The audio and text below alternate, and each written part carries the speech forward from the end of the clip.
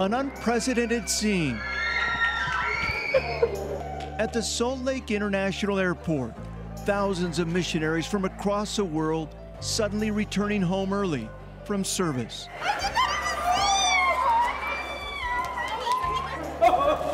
All because of a pandemic that suddenly swept across the earth. But the work of the Lord has not ceased. Hi, I'm Sister Smith. Hola, soy el de Damuni. Xin chào, tôi tên là Ann Catherine. Yo soy la hermana Koopmans. Missionaries from the Church of Jesus Christ of Latter-day Saints carry on. Entender o poder de nosso arbítrio. We'd like to start off with a quote that President Nelson actually gave. In new and incredible ways. เราเล่นที่โรงเรียนแล้วผมรู้สึกว่ามันน่าสนใจมาก Using new tools to move the work forward. Baptisms have continued to happen, miracles continue to happen, families continue to join the church.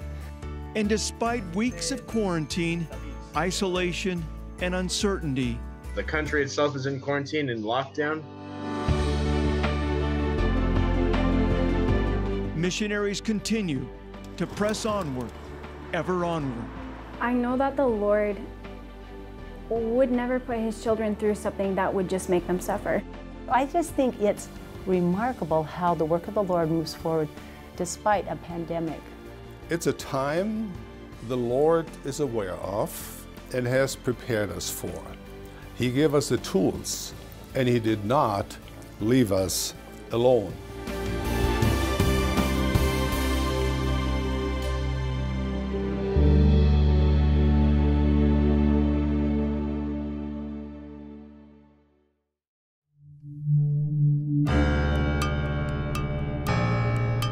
I believe that these are uniquely challenging times.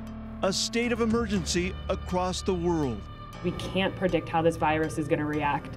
As COVID-19 quickly spreads in March of 2020. Obviously, we have to isolate ourselves. We have literally stopped our own economy. Every country and state preparing for a deadly virus they know very little about. When this hit us, we had about 64,000 missionaries in the field. At headquarters for the Church of Jesus Christ of Latter-day Saints, the health and safety of tens of thousands of missionaries across the world became top of mind. When did you realize here as a church, okay, this is serious and we've got to start bringing missionaries home? As the virus spread, of course we knew we had to react to it, and safety of our missionaries is always our primary concern. Elder Dieter F. Uchtdorf of the Quorum of the 12 Apostles is the chairman of the Missionary Executive Council. We couldn't risk their health by staying close and being perhaps infected. These were sad moments because these missionaries wanted to continue to serve their full service. It was a privilege to really see the faith and the love and the concern of so many. Sister Bonnie H. Corden is the Young Women General President for the church, who also sits on the Missionary Executive Council. You had to act quickly, and very quickly. And it had to happen quickly because borders were closing, or we knew that a border was going to close in 2 days. The challenge? Unloading purposes only. No parking or waiting is allowed. The church needed to bring all foreign serving missionaries back to their homeland. In a 2-week period, we had 32,000 traveling at the same time. So it was amazing. Onward, ever onward, as we glory in His name. An amazing scene across the world as missionaries filled entire airplanes, like this one returning from Africa.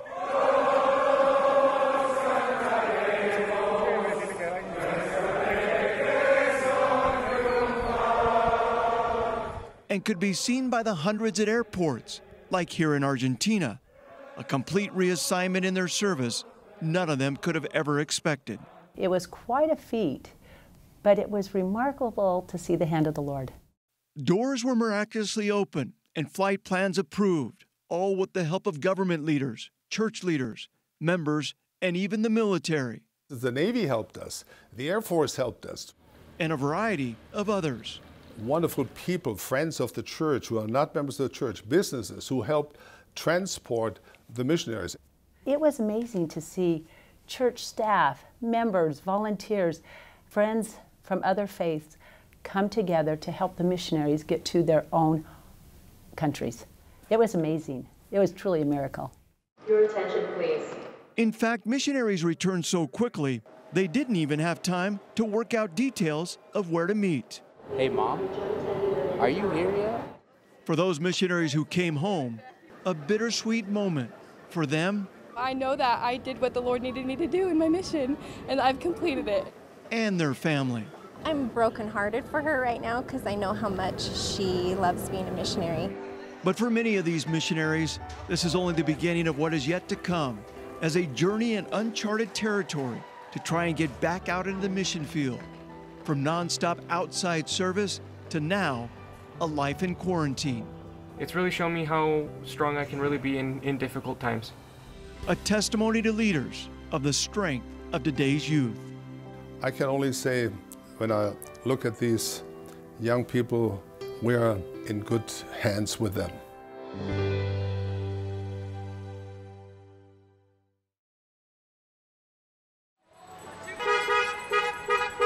Drive-by homecomings.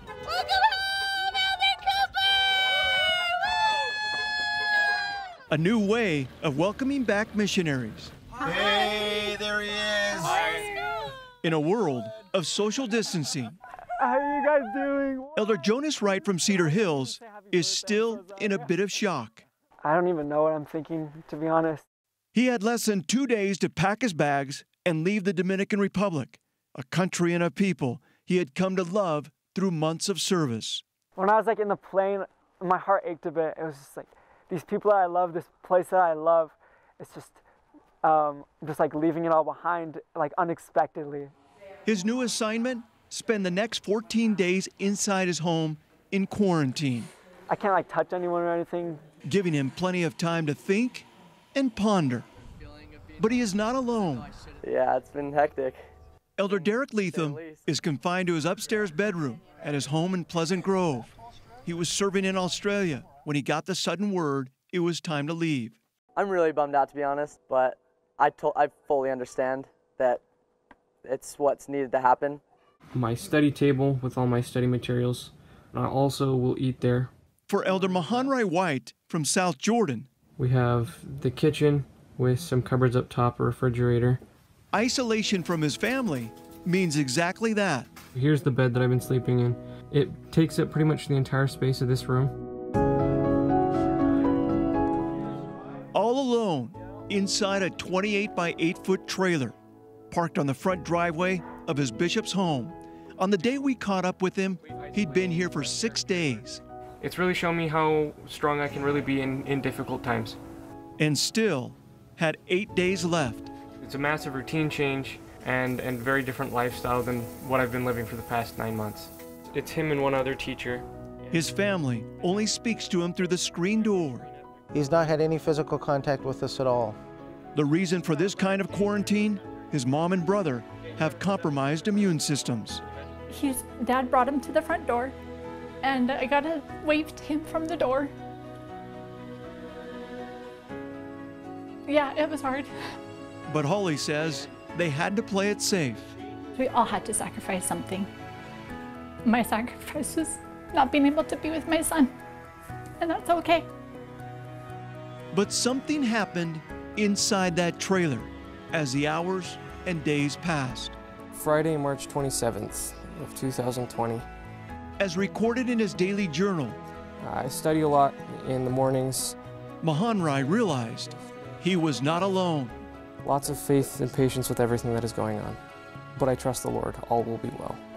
A 14-day quarantine that became a refining process for Mahanrai and his family. It's really humbled me, in a sense, to the fact that I am more willing to accept whatever comes and to move forward with a purpose of serving the Lord. On Friday, April 10th at 6:40 in the morning, he walked out the door, a new man in many ways. I just grabbed him and held him and cried. It was a bit of my own heaven back that left, and I gotta have it back. But as some missionary families learned, COVID-19 is no respecter of persons. That's when I started feeling chest pains. As a Johansson family, unfortunately, found out. I've realized that bad things happen to good people. But I've also realized that our Heavenly Father's hand is always there.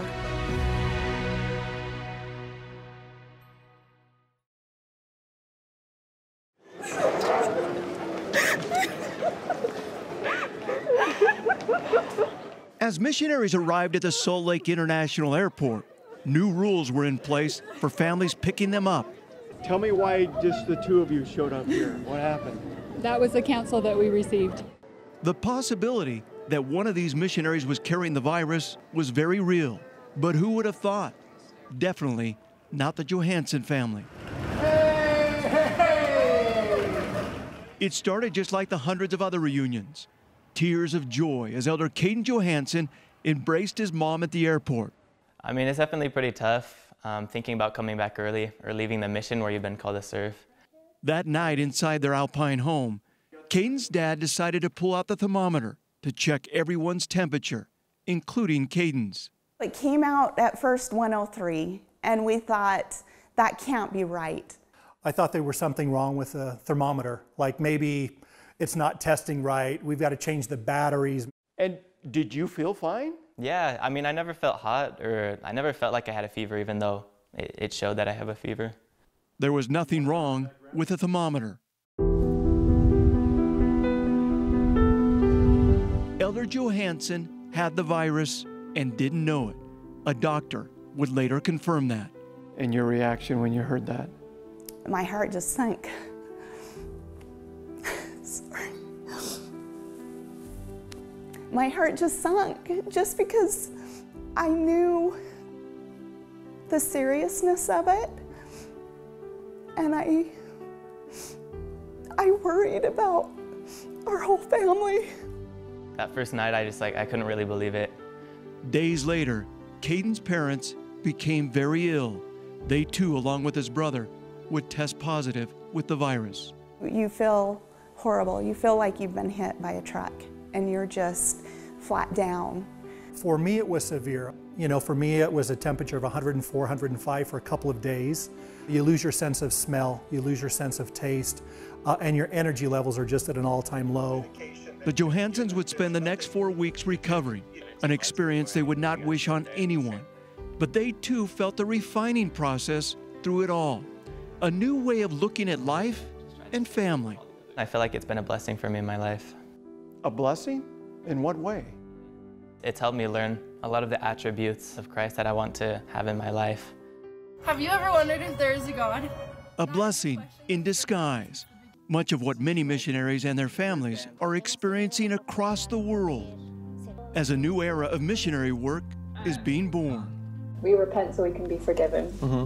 Young women and young men no longer reporting to missionary training centers. 你也可以说爸爸妈妈，或是你就可以说父母亲。 But learning languages. Oh, 找到 or 找到 Yeah.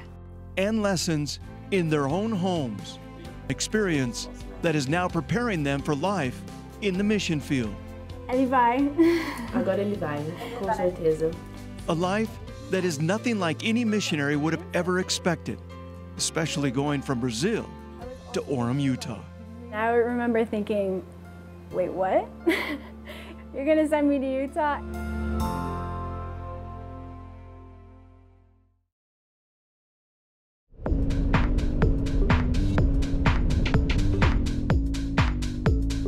Just 40 miles south of Salt Lake City, right along the Wasatch Front, is a town of Orem, Utah, a place most missionaries don't dream of going. Absolutely not. But talk to any. Wait, what?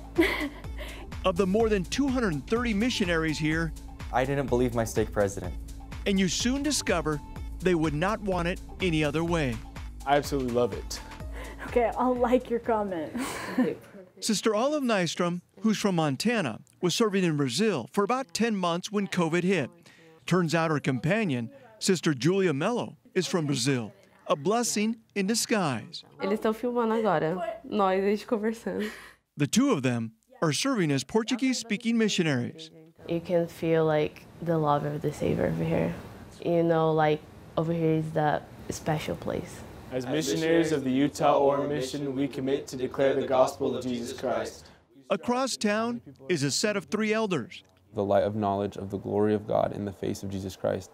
All of them originally called to Mexico and now reassigned to Orem because of the virus. The Lord knows what He's doing. He's put the missionaries where He needs them to be. These missionaries are just a few of the dozens of foreign serving missionaries that have been reassigned to Orem. How many of these missionaries were on foreign missions and came into your mission? Yeah, about 110 so far. President Gordon Treadway oversees the more than 230 missionaries. Here's Elder Hayhurst. He was supposed to go to Argentina. That's 100 more than he had just a month earlier. She was supposed to be in Fiji. She was supposed to be in Tahiti. But he gladly welcomes the onslaught of sisters and elders, realizing that it's happening to all stateside missions across the country. It's super challenging, but it's amazing the miracles that take place. Like most missions across the states, Orem missionaries not allowed to knock doors. All the discussions must take place either online or outside the home. And you guys have family in the area? Just like these missionaries are doing, with face masks on, as they teach Gordon and Kathy Moses. They have a light.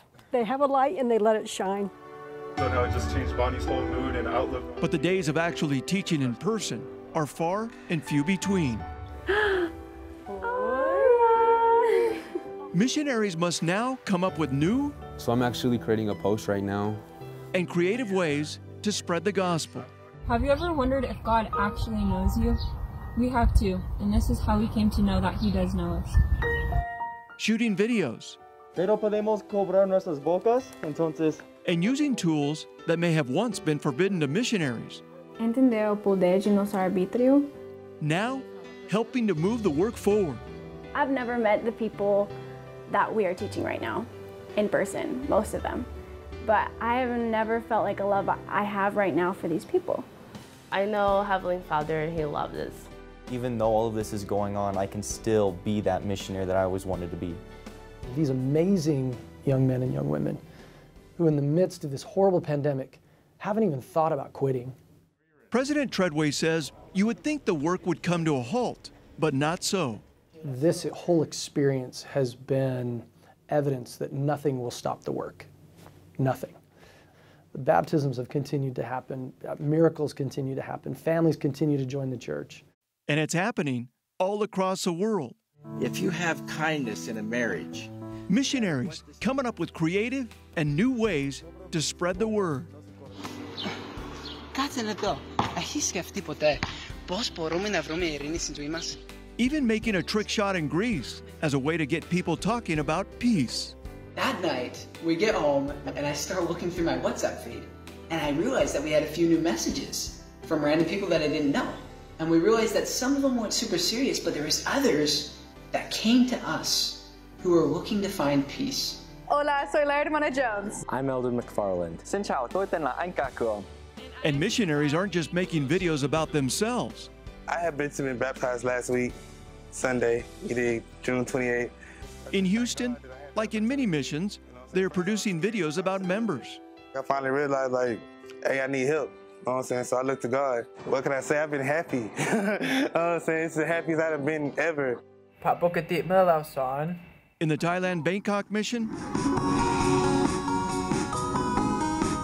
Elder Spencer Harrison from Utah and his companions did everything from haircuts to cooking shows to singing. But to us, He gives the keeping. Our main goal was to make videos that were funny and entertaining that people would like to share, they would watch. These missionaries are great. They use their regular cell phones smartly. Elder Ruckdorf says this is the new era of missionary work. The Lord has prepared a generation of missionaries which is just right and fit for our days. They are, you could call them, digital natives. You've kind of been thrust into this whole new era of missionary work, and is this maybe here to stay? We're not going back to the old times, we're going back to the future. That is what we need to do. We need to learn from this to progress in an even faster and stronger and more solid and well-founded way to establish the gospel. Because of the pandemic, it has opened all of us to a new way of connecting. We've now been forced to learn new ways to proselyte, new ways to share this glorious gospel with other people that we never would have tried. We never would have tried Facebook pages. We never would have tried Zoom. New tools, new ideas, and new methods, helping the work to move onward, ever onward.